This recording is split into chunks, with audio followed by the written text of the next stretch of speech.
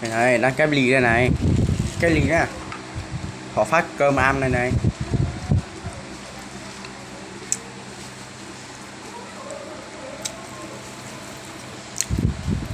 Cái ly thế này buồn thế nhỉ.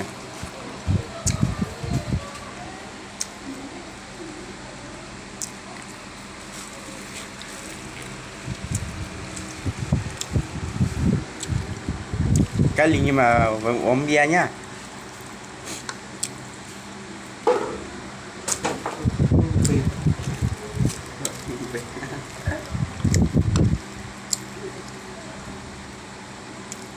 Nó ngay mưa ngay nhiều rồi.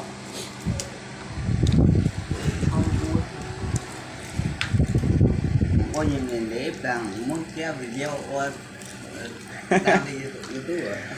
Nói tệ gì đang tệ, có gì đang tệ. Nhưng bây giờ mấy cái liều.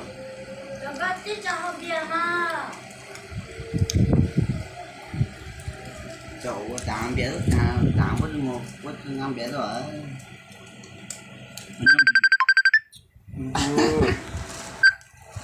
Chúng nó to nè.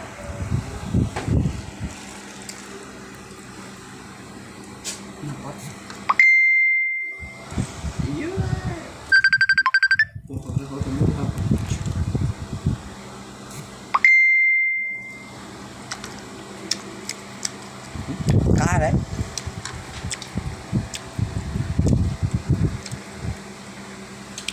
Ít trâu này chỉ cái tên trăm bao nhiêu cho đời nữa, bé cái lìa,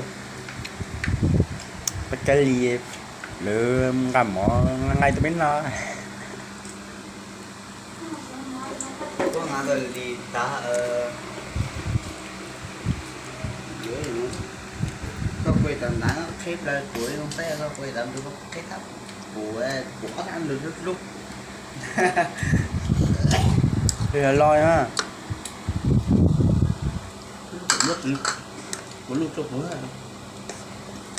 Quay tầm mình cho cái ăn Xe cũng nó.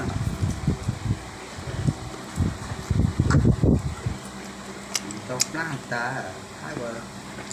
Nó rồi.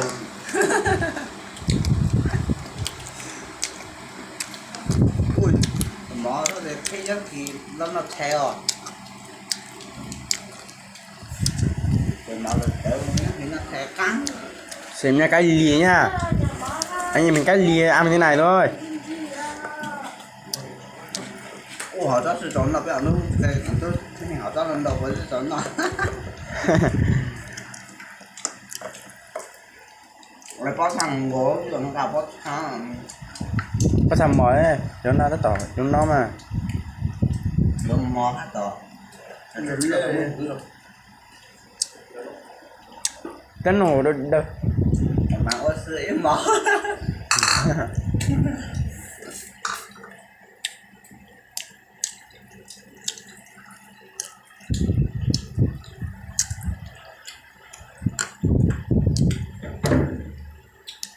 Đi nó thế nào, cái gì rồi à?